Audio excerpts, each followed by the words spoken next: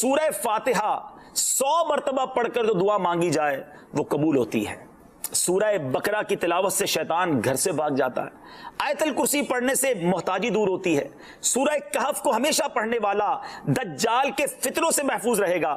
والدین کی قبر پر ہر جمعہ سورہ یاسین کی تلاوت کرنے سے اس کی حروف کی تعداد کے برابر ان کے گناہ بخش دیے جاتے ہیں. سورہ الدخان پڑھنے سے مشکل دور ہوتی ہے. جو قریب المرگ ہو اس پر سورہ جاسیہ کا دم کرنے سے خاتمہ بالخیر ہوتا ہے.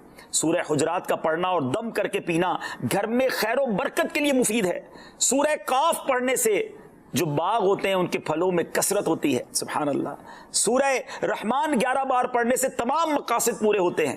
سورہ واقعہ جو شخص روزانہ پڑھے گا اسے کبھی فاقہ نہ ہوگا.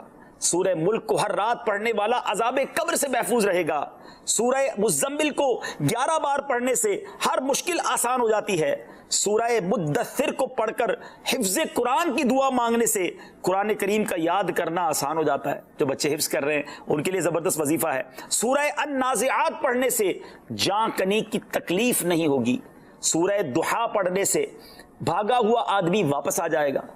سورہ علم نشرح کو جس مال پر پڑھ دیا جائے اس میں خوب برکت ہوتی ہے. سورہ تین والتین والزیتون جو ہے 3 مرتبہ پڑھنے سے اخلاق و کردار بہتر ہوتے ہیں. سورہ علق میں جوڑوں کے درد کا علاج ہے. سورہ قدر جو صبح و شام پڑھے اللہ عز و جل اس کی عزت بڑھا دے گا. سورہ بینہ برس اور یرکان کا علاج ہے. جس آدمی یا جانور کو نظر لگی ہو اس پر سورہ عادیات کا دم مفید ہے. سورہ قارعہ پڑھنے سے بلاؤں سے حفاظت رہتی ہے. سورہ تکاثر کو 300 بار پڑھنے سے جلد قرض ادا ہو جاتا ہے. کئی لوگ کہتے ہیں جناب قرض بہت ہے, چلے قرآن کا وظیفہ لے لیں. الہاکم التکاثر یہ جو سورت ہے 300 بار پڑھنے سے بہت جلد قرض اتر جاتا ہے. سورہ عصر پڑھنے سے غم دور ہو جاتا ہے.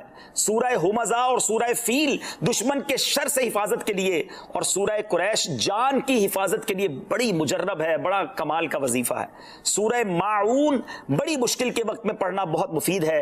سورہ کوثر کی تلاوت سے بے اولاد صاحب اولاد ہو جاتا ہے. کئی بے اولاد بھی وظائف مانگ رہے ہوتے ہیں. سورہ کافرون 1/4 قرآن کے برابر ہے.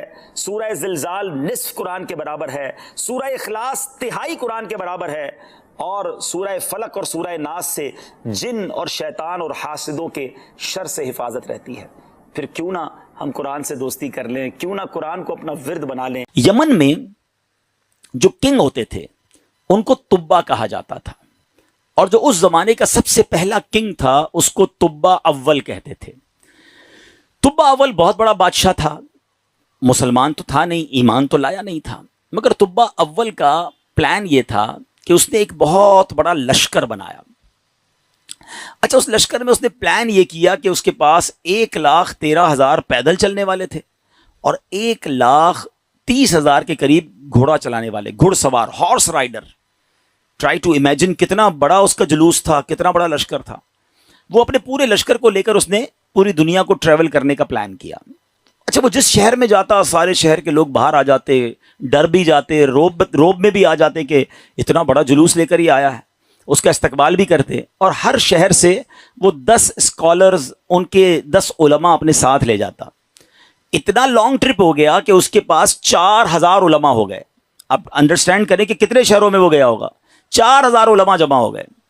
اب وہ ٹریول کرتے کرتے کرتے مکہ پاک پہنچا.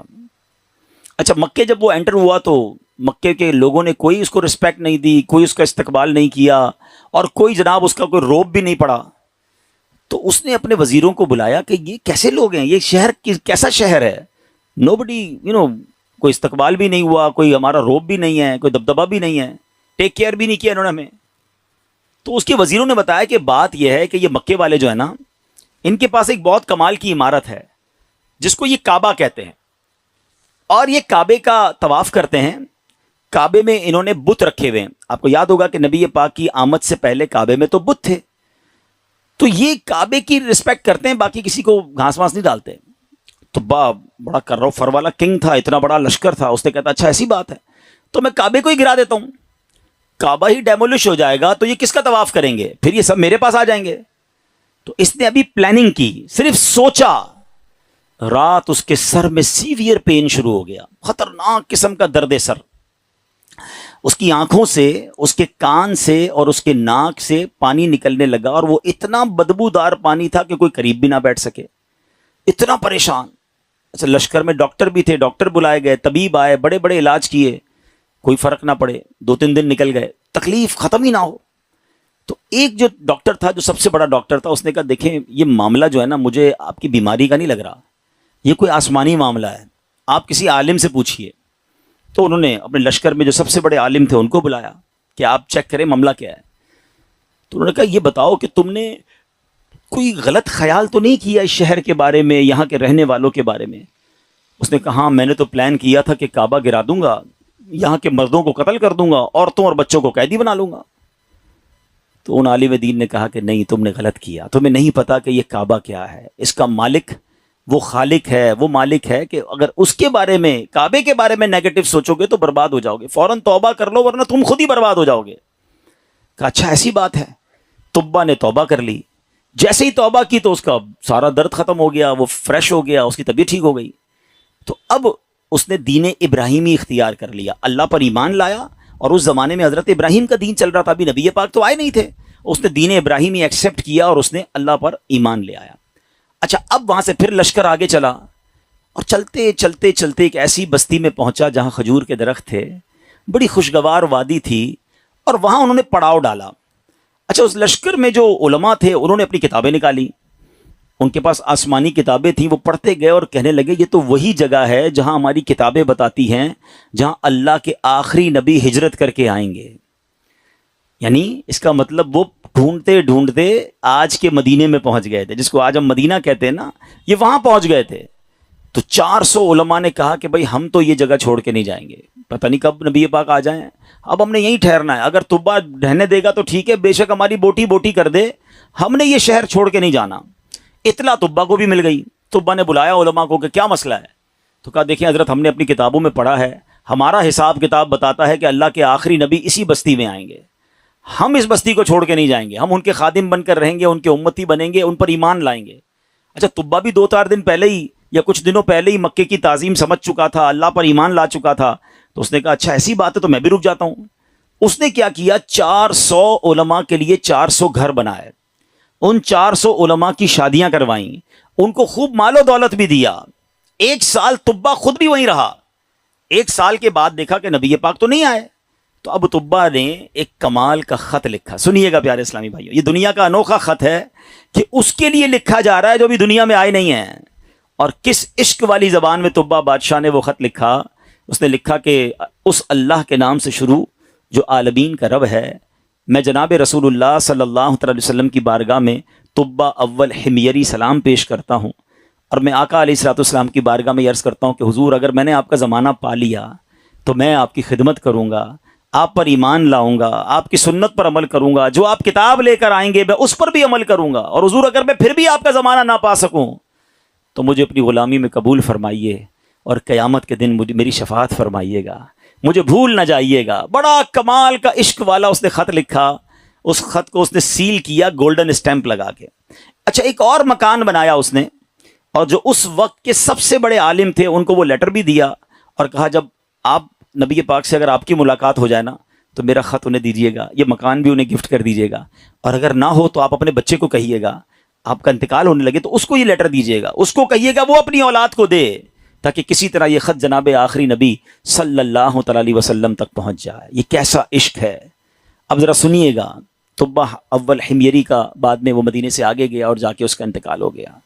آفٹر 1000 years، 1000 سال بعد 12 ربیع الاول والے دن مکہ مکرمہ میں نبی پاک کی ولادت ہوتی ہے، آقا کی تشریف آوری ہوتی ہے۔